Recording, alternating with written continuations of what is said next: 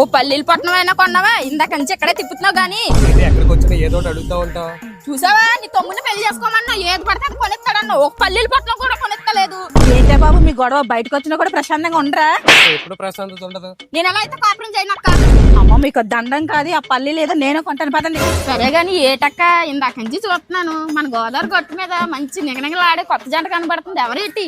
కొత్త జంట కాదే, ఇద్దరు అబ్బాయిలే. పాటలు రాయుడు. గోదావరి అందం చూస్తుంటే ఆపు.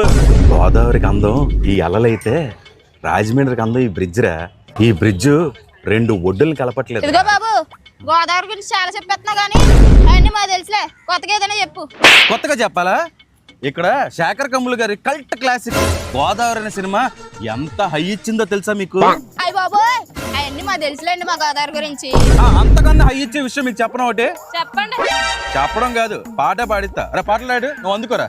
ఉన్నదొక్క గుండె చలి చలదేమో, చలి నిన్ను నాలో ఎలా దాచుకోనే, ఒకే ఒక జన్మ సరిపోదేమో, నీపై ఉన్న ప్రేమ ఎలా తెలుపుకోనే, పలానా పేరే నీదైనా పలానా పేరే నాదైనా, నిది నాది ఒకే పేరు అదే ప్రేమ.